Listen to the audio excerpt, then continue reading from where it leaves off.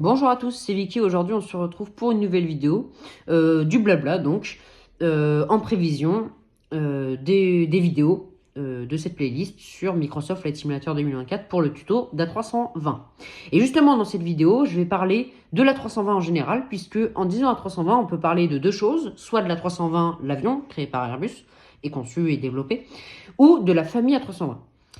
Alors, j'ai commencé par un peu d'histoire. Et ensuite, je vais terminer par l'application de cette histoire dans le jeu actuellement.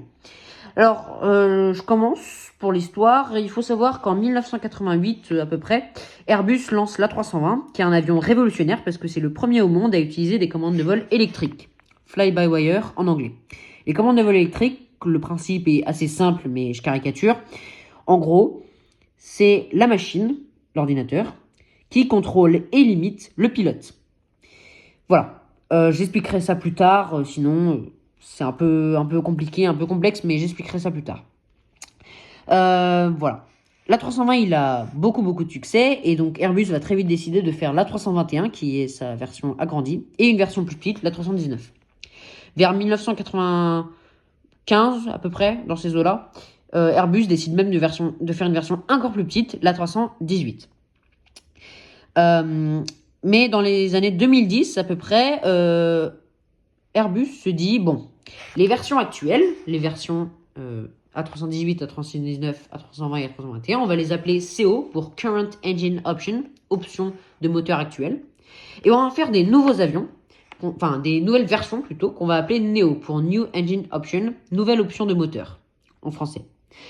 Ils ont donc fait l'A319 Neo, l'A320 Neo et l'A321 Neo. Il faut savoir que l'A318 Neo n'a pas été fait, tout simplement parce que c'était un avion qui était pas économique pour les compagnies. Les compagnies préféraient des turboréacteurs, comme par exemple la TR-72, parce qu'ils ils consomment moins en énergie, en carburant, pardon, et donc ils sont plus économiques, ils font gagner plus d'argent. Et puis, ils sont plus faciles à entretenir et ils font moins de bruit. Il faut savoir que la 318, il était tiré lui-même de la 320 avec des réacteurs et donc ça n'allait pas du tout. Donc, il n'eut pas une carrière aussi connue, il ne fut pas autant succès que la 320 et 318 et 319 et 321, pardon. Encore plus récemment, Airbus a fait aussi la 321 Neo LR pour long range et XLR encore plus récemment aussi pour extra long range. Alors maintenant, je vais parler dans le jeu de tous ces avions-là qu'on a. Il faut savoir que l'A320, et là je parle de la famille A320, ça a un gros avantage, c'est que pour toute cette famille, le cockpit, donc la manière dont l'avion se pilote, c'est le même. Ça, c'est vraiment un énorme avantage. Quand vous, par exemple, dans la vraie vie, vous avez une qualification sur A320, vous avez les qualifications sur tous les autres avions. Alors, il y a des petites différences sur certains, mais vous allez voir, c'est assez similaire. Alors, dans le jeu, il faut savoir qu'il y a plusieurs types d'avions, de la façon dont on peut avoir les avions. Il y a les avions qui sont directement dans le jeu. Et il y a aussi les avions qu'il faut télécharger. Ils peuvent être payants ou gratuits.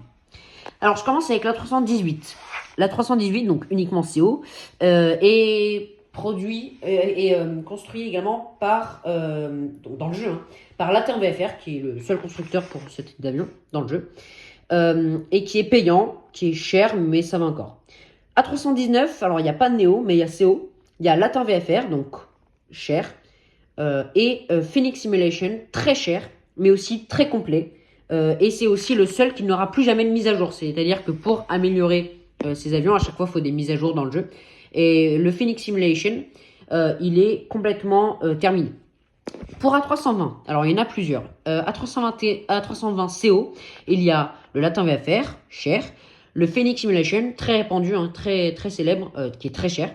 Et on a aussi l'Inibuilds, que je vais utiliser dans le jeu, et qui est d'ailleurs directement dans le jeu.